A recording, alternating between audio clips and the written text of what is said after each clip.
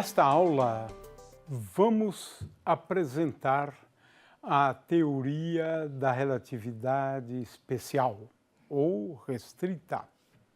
Vamos apresentar a formulação de Einstein, que é baseada em dois postulados. Vamos, em seguida, falar de algumas consequências. Ora, a teoria da relatividade especial, né, vai ser abordada, em primeiro lugar, falando dos dois postulados. Depois, as transformações de Lorentz, que seguem como consequência dos postulados. É a primeira consequência. Depois, a contração de Lorentz, a dilatação do tempo e, finalmente, bem rapidamente, a questão da causalidade e da simultaneidade, né? Porque a gente perde o conceito de simultaneidade, né? Isso para diferentes referenciais. O que é simultâneo num não é simultâneo no outro, né? Muito bem, então vamos começar com a questão da teoria da relatividade, lembrando que ela se dedica à questão de dois referenciais, né?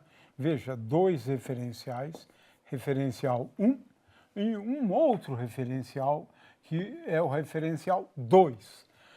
Um referencial se move com velocidade constante, nós vamos começar com velocidade constante, um em relação ao outro. Esse é o objetivo da teoria da relatividade. Esse é o problema da teoria da relatividade, né? Aqui eu já quero colocar de saída,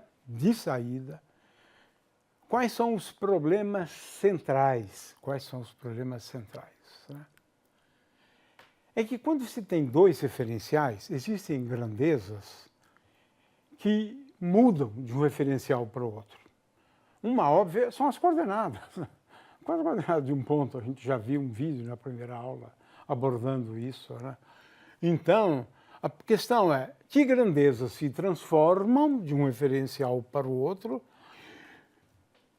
ou mudam de um referencial para o outro, que grandezas permanecem as mesmas. Esse é o segundo ponto. E o que é mais importante agora, como se transforma?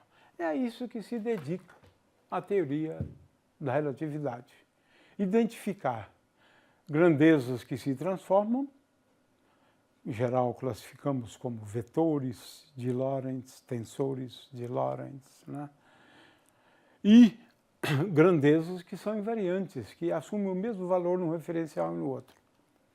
E a questão mais importante, como é que se transformam, né, de um referencial para o outro? Este é o problema da teoria da relatividade. Então, vamos assistir aqui a essa animação, onde o que a gente tem é uma pessoa que chuta uma bola. E para a gente entender essa questão do que muda de um referencial para o outro, estou chamando a atenção aqui para a velocidade. A velocidade da bola num referencial é diferente da velocidade da bola no outro referencial. Então, a velocidade muda de um referencial para o outro. Claro, a gente sabe disso, né?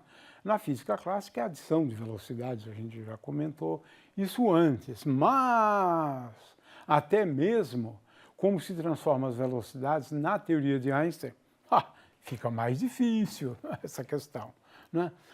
Então, primeiro a gente precisa começar com grandezas invariantes. Foi assim que Einstein começou. Einstein começou foi com isso. Que grandezas são invariantes? Absolutas. Absoluta é aquela grandeza que não depende do referencial, né? Por exemplo, na teoria da relatividade de Galileu, eu mencionei antes o tempo. O tempo é o mesmo, num referencial e no outro referencial. A massa, por exemplo, né, também aqui é um invariante. Na teoria da relatividade de Einstein, pasme, é a velocidade da luz, que é a mesma num referencial ou no outro referencial. A massa também é um invariante, apesar de estar cansado de ver vídeos na internet sobre teoria da relatividade que afirmam que a massa varia. Bobagem. A massa é um invariante. O que varia é a inércia. Vamos ver isso depois, né? Mas a massa é um invariante, né? Muito bem. Mas o fato é que existem grandezas que são as mesmas num referencial e no outro referencial. Essas grandezas são invariantes, ou invariantes de Lorentz, muitas vezes, ou grandezas absolutas, né? Então, vamos assistir essa pequena animação, né? Veja, as coordenadas de um ponto certamente variam. Já havíamos assistido um vídeo sobre isso, né? Agora, o tempo é a grande questão. O tempo é a grande questão. O tempo é o mesmo ou não? O mesmo ou não? A gente vai ver que é diferente, o tempo é diferente. Então, na teoria da relatividade, o tempo perde esse caráter absoluto, né? O tempo é, como diríamos, uma grandeza relativa, depende do referencial. Isto aqui é para ilustrar o conceito, né, de grandezas que variam de um referencial para o outro. Já se sabia, na teoria da relatividade de Galileu, que as coordenadas são diferentes, né, num referencial ou no outro. O tempo é a grande questão, né? A outra questão que é relevante e que a gente quer chamar a atenção para isso é como nós escrevemos as leis físicas num referencial e no outro. Também já assisti muitos vídeos onde dizem que as leis físicas são as mesmas. Não são as mesmas. Elas têm a mesma forma, é diferente. É a ideia da covariância. A forma das equações, que chamamos de covariância, a forma é a mesma. É a mesma. É isto. É isto. Veremos, né, como se pode escrever o eletromagnetismo numa notação utilizando a teoria da relatividade. Aí a gente vai ver que, de fato, as equações, né, se transformam, mas, de qualquer maneira, elas são escritas da mesma forma. Num referencial se usa linha, no outro referencial sem linha, né? O fato é que é nisso que reside o princípio da equivalência dos referenciais. E Einstein adota esse mesmo princípio, que veja que foi o princípio, né, da relatividade de Galileu. Aqui, de certa maneira, se adota o mesmo princípio, né? Se uma equação, né, é escrita assim, dmi a mi igual a zero num referencial, no outro se escreve dmi a mi, linha, linha, pronto, mas com a mesma forma. Isso muda, é a mesma forma. Ou seja, num referencial se escreve de um jeito e no outro escreve com a mesma forma, mas esse linha aqui é diferente, as coordenadas são diferentes, o a linha aqui é diferente, Cada um, preciso entender esse conceito de covariância, porque senão, esse é um conceito fundamental, central na teoria de Einstein, né? E para isso a gente vai ter que classificar as grandezas físicas em escalares, vetores, tensores, né? Veja, mas tensores de Einstein, ou tensores, né, de Lorentz, muitas vezes, vetores de Lorentz, né, vetores num espaço quadridimensional. Muito bem, este é o princípio fundamental. Agora vamos aos postulados de Einstein. 2 postulados só, muito simples.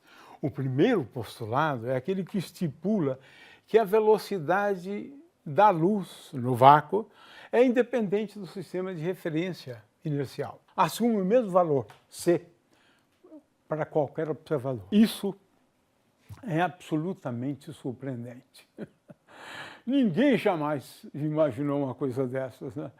É que se você, de acordo com essa animação aqui, se eu tenho alguém num referencial dentro do trem, ele vai ver, né, a luz se propagar com velocidade igual a c.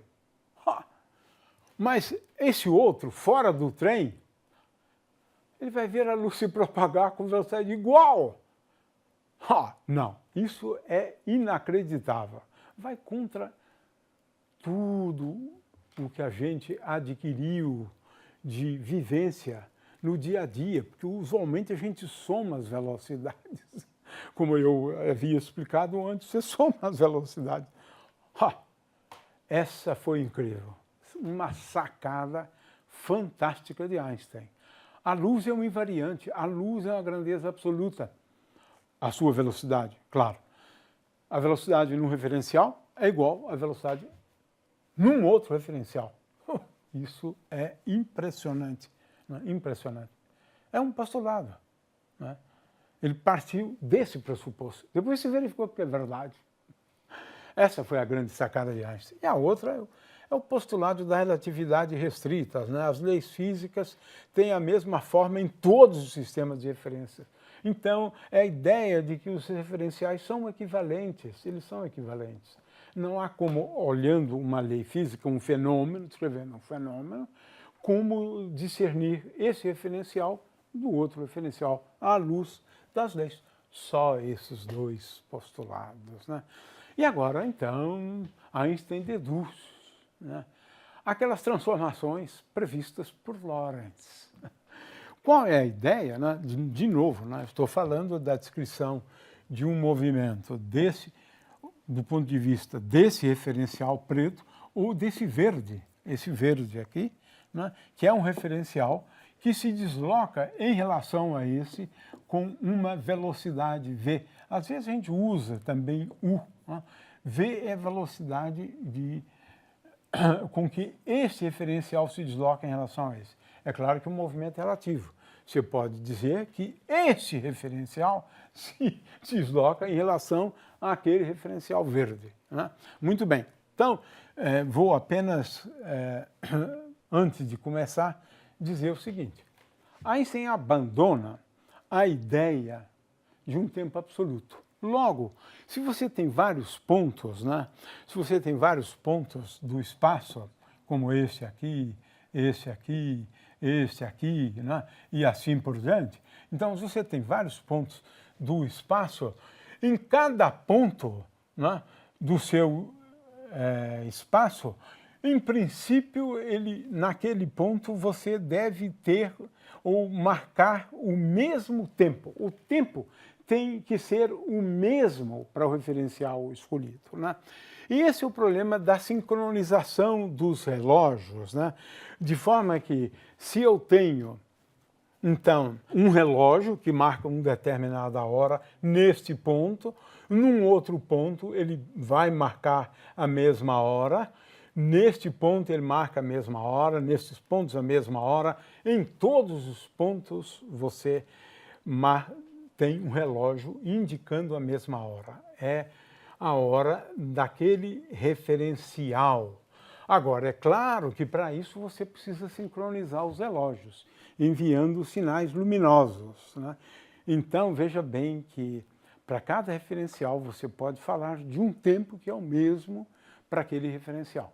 É o problema de sincronizar relógios. Em cada ponto do espaço, você, em princípio, teria a mesma hora, marcaria o mesmo tempo, né? Essa é a primeira coisa que é importante quando a gente for estudar a teoria da relatividade. Agora, vem as transformações de Lorentz. Como é que Einstein deduziu isso? Ora, um fóton, por exemplo, né, ou um sinal luminoso, ele é tal que a velocidade, né, é igual a c. Então, x2 mais y2 menos c2 é igual a zero. Mas no outro referencial, x' ao quadrado mais y' mais z' ao quadrado menos c2 t' ao quadrado é igual a zero, porque a velocidade é igual a c. É igual a c, né? Então, esse é o princípio. Veja, constância da velocidade da luz. Eu parto desse pressuposto. Agora, eu preciso buscar relações lineares entre as coordenadas e o tempo, num referencial e no outro. Chamo essas constantes de A, D, B e C e imponho essa condição aqui, na verdade, né? Escrevo D igual a menos V vezes A, e agora fico com 3, né? Aqui. Okay?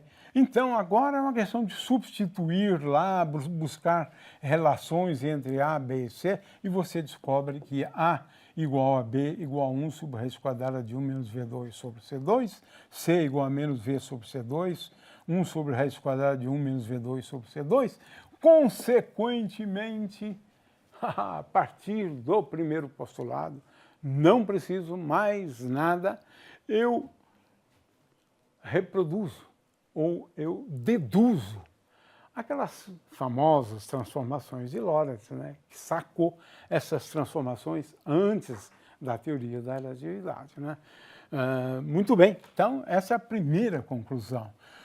É claro que agora nós somos levados à ideia de um espaço-tempo quadridimensional, porque agora o conceito de evento, né, é importante como sendo algo que acontece num determinado ponto do espaço e num determinado instante de tempo. Então, aqui nós temos, na verdade, que construir, né, olha, uma matriz coluna envolvendo o tempo, a coordenada x, y, z, e agora vemos como nós transformamos este vetor, né, CT, x, y, do ponto de vista do outro referencial. Portanto, você, de certa maneira, você amplia, né, o espaço incorporando mais uma coordenada, que é o tempo.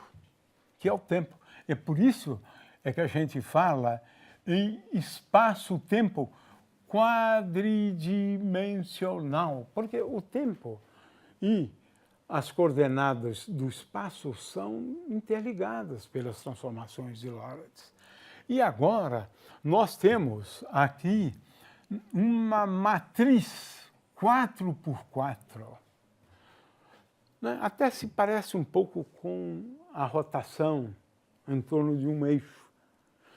Mas veja só, agora nós temos o tempo, as coordenadas, né, e uma matriz para relacionar o tempo e as coordenadas, o espaço-tempo, através de uma matriz. Né? Essa matriz é uma matriz 4x4. Se eu quiser a transformação inversa, basta substituir V por menos V. Portanto, x é igual a 1 sobre a raiz quadrada de 1 menos V2 sobre C2, x' mais VT'. Né? Veja que T' T é igual a alguma coisa vezes T' mais V sobre C2 vezes x', y igual a y', z igual a z'. Então, a transformação inversa, né, é como eu relaciono as coordenadas T', x', y' com x, y e z e t, são obtidas de uma maneira bem simples. Considero as transformações de Lorentz e considero V indo em menos V. Aqui tem um aspecto técnico que eu vou realmente pular, mas se a velocidade não for ao longo do eixo x, mas for uma velocidade ao longo de uma direção qualquer, aí você precisa fazer uma divisão de componentes longitudinais na direção da velocidade e transversais, né, perpendiculares à velocidade. Isso leva a fórmulas mais complexas, a gente não vai cobrar muito isso, só para dizer que isso é uma coisa possível. Às vezes, essas transformações de Lorentz são introduzidas por meio de coordenadas hiperbólicas. Né?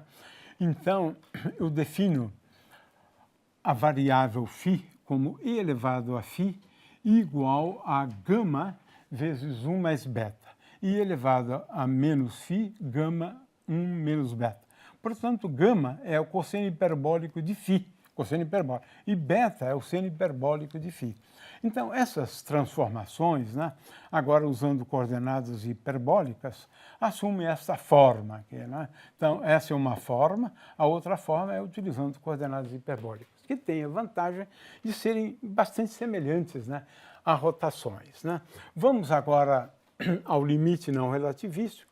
Se V for muito menor do que C, é fácil perceber que as transformações de Lorentz se reduzem às transformações de Galileu.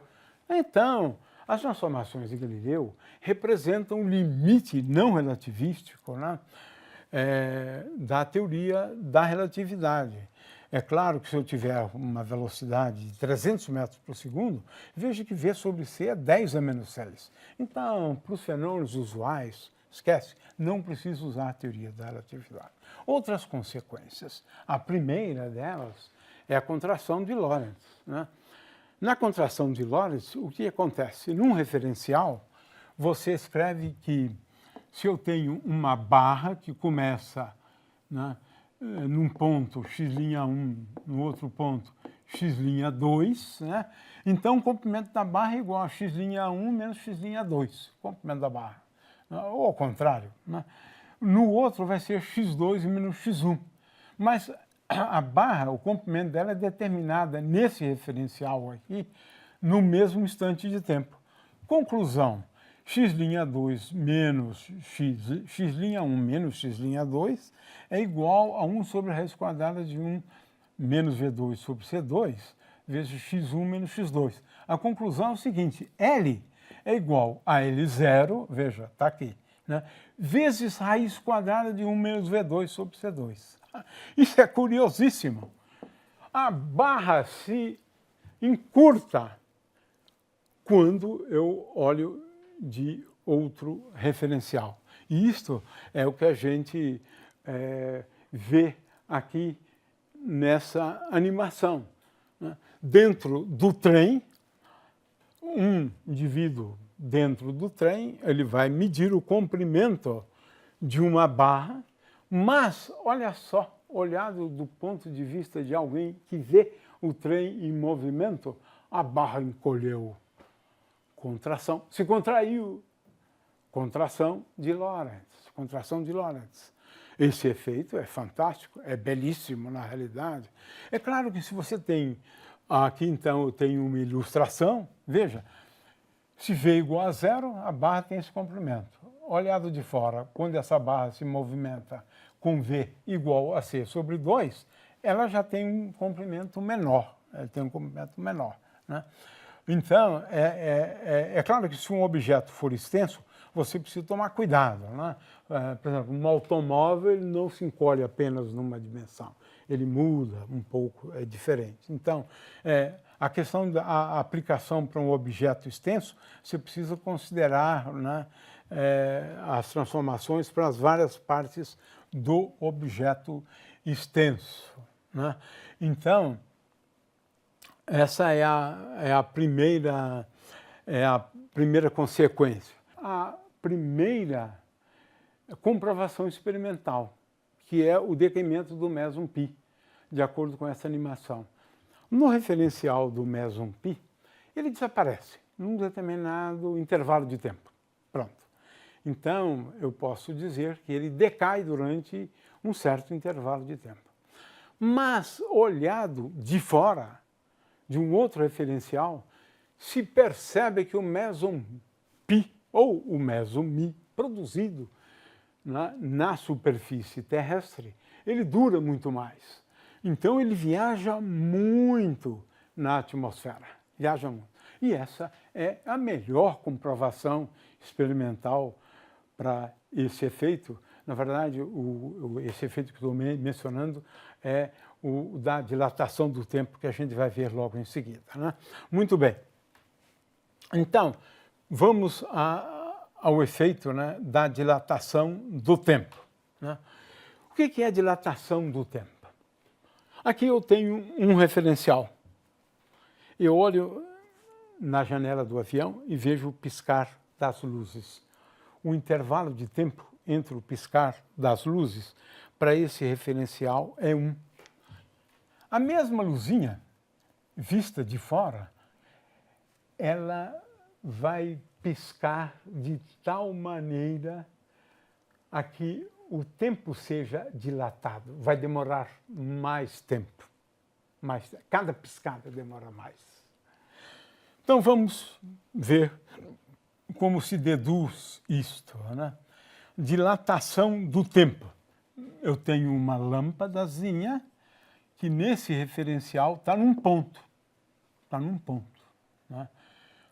E depois de um intervalo de tempo, ΔT, né, no mesmo ponto, a luz apaga e acende, a luz apaga e acende. É isso. Mas é no mesmo ponto, não é em pontos distintos, no mesmo ponto. Olhando da asa do avião, né, no mesmo ponto. Um intervalo de tempo é igual a T2 menos T. Agora, usando as transformações de Lorentz, né, o que a gente percebe é que no outro referencial, que vê este em movimento, ocorre a dilatação do tempo. Veja, por um fator 1 sobre raiz quadrada de 1 menos V2 sobre C2. Esse efeito é surpreendente. Né? O intervalo de tempo num referencial é diferente do intervalo de tempo quando analisado num outro referencial. Né? Esse efeito é surpreendente. É aquele que eu mencionei antes, né? Do indivíduo na janela de um avião. E essa animação é justamente para ilustrar esse efeito. Dentro do avião, você veja que a luzinha, ela pisca a intervalos de tempo menores do que quando visto de um referencial de fora, que vê esse referencial em movimento. Né? Então, esse é um efeito surpreendente. Né? E agora, o que eu havia mencionado antes, né? É essa animação aqui. Né? Tenho aqui o meson π, ou um meson qualquer, né? Que num referencial ele demora um certo tempo para desaparecer, para decair. Né? Ele decai se transformando em outras partículas. Aqui não quero me preocupar com que partículas, mas ele desaparece, ele decai. Eu meço esse intervalo de tempo. Agora, um referencial de fora, olhando com a lupa, vê esse meson π andar muito mais do que se ele durasse, como seria a duração dele naquele outro referencial. Né? E para encerrar, porque eu acho que a aula já está ficando um pouco longa, né? Temos essas questões de causalidade e simultaneidade, e a teoria da relatividade muda bastante esses conceitos. A primeira coisa que eu quero chamar a atenção é que a velocidade da luz é, de fato, a velocidade limite no universo. Então, se eu quiser enviar informações, né, no universo, eu envio da maneira mais rápida possível por meio de sinais luminosos. Mas os sinais luminosos não chegam no mesmo instante que eu emito. Parece que sim, mas não é. Demora um intervalo de tempo. Né? Causalidade significa que alguma coisa acontece, né, depois de uma causa. O efeito é posterior à causa. Né? E a propagação da informação é uma propagação que tem uma velocidade limite. Em particular, quando eu tenho uma partícula se movendo aqui, o campo que você percebe num determinado instante de tempo, na realidade, é o campo produzido neste ponto, e não no ponto onde está a partícula. De forma que o campo percebido aqui é um campo que tem, por exemplo, essa direção e nesse sentido. Quando a partícula está aqui, o campo deveria ser outro, mas não é esse, né? Nesse instante de tempo, ela percebe o campo elétrico quando a partícula estava num instante de tempo anterior, porque essa é a causa, né? Esse é o efeito. A causa é o movimento da partícula. Então, essa é uma coisa importante, né? Isso nos remete a questões muito interessantes, né? Sobre, por exemplo, o tamanho do universo, né? A gente pode falar do tamanho do universo. Por quê? A gente só consegue observar uma parte do universo. E essa parte do universo, né, ela é tal que ela corresponde a uma distância, conhecido como o horizonte. O horizonte. Então, se existe alguma coisa depois, né, do horizonte, você não tem como saber, né? Por quê? Porque o universo se originou, né, num ponto há cerca de 13,7 bilhões de anos e você só tem informações sobre o horizonte, que é igual à idade do universo vezes a velocidade da luz. É isso, né? Então, de certa maneira, né, temos aqui um tamanho, o tamanho do universo, que é o horizonte, né, que é o horizonte. E o horizonte é igual à velocidade da luz vezes o tempo de existência do universo. Então, isso já altera ligeiramente. A outra questão é a questão da simultaneidade, né? Eu tenho aqui um evento que aconteceu no ponto B, ao mesmo tempo, veja, isso é indicado pelos reloginhos que eu mencionei antes, né? Eles ocorrem num mesmo instante de tempo nesse referencial. De forma que se eu tiver aqui alguém bem no meio, né, eu vou receber esses sinais, né, simultaneamente. Eles ocorreram simultaneamente. Mas o que é simultâneo nesse referencial não é simultâneo em outro referencial que se desloca com velocidade v em relação a esse, né? O fato é que essa é uma das consequências da teoria da relatividade. Para a gente analisar isso, a gente precisaria de um pouco mais de tempo, né, para falar sobre eventos, né? Eventos, eu tenho aqui, por exemplo, um evento que é algo que acontece num instante de tempo e num ponto do espaço de coordenadas, digamos, x1, y2, x1, y1, z1. Né?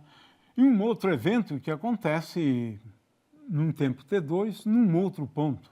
Então, eu tenho dois eventos que ocorrem em um referencial e dois eventos, e que podem ser os mesmos eventos, mas eles vão ocorrer em tempos diferentes e em posições ou com coordenadas diferentes. Então, para isso, você tem que usar linha, T1', X1', Z1', T2', dois eventos. Agora, é claro que quando eu considerar o intervalo entre esses dois eventos, né, que é C2 vezes ΔT ao quadrado, que deveria ter um ΔT ao quadrado, aqui ΔT' ao quadrado, né, menos ΔX, menos ΔY, menos ΔZ, é igual. Esse intervalo entre dois eventos, né, agora considerando essa diferença, porque esse intervalo agora é no sentido de diferenças, né, C2, ΔT2, menos ΔX2, menos ΔT2. Esses intervalos são iguais. E a gente pode classificar os intervalos tipo tempo, intervalos tipo espaço, intervalos tipo luz, né? E é claro que agora você pode introduzir o conceito de tempo próprio, né? O conceito de tempo próprio é o tempo medido num referencial para o qual ΔX', ΔY', ΔZ' é igual a zero. Portanto, eu relaciono esse ΔT' com o intervalo de tempo ΔT, a gente vai ver isso depois com um pouco mais de calma, né? Mas, de qualquer maneira, ΔT' é um invariante. Esse é um princípio, um intervalo de tempo próprio. Então, a gente vai depois analisar essas questões envolvendo o tempo próprio. O fato é que, se eu tenho um observador aqui, né, tudo que acontecer neste ponto, ele só pode influenciar regiões no espaço-tempo dentro de um cone conhecido como cone de luz. Cone de luz, é um cone de luz, né? Então, ele só influencia os pontos dentro desse cone, que é o cone de luz, né? Os pontos fora do cone de luz, eles estão fora do alcance, né? Quando alguma coisa acontece nesse ponto. E a mesma coisa em relação ao passado, né? O fato é que são ideias bastante interessantes, né? Quando a gente analisa a natureza, né, dos intervalos entre eventos, né?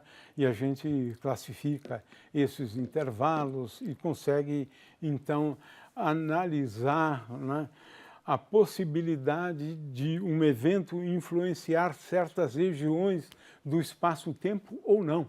E aí é fundamental a questão do cone de luz. Mas a gente não vai ter tempo para entrar nesses detalhes.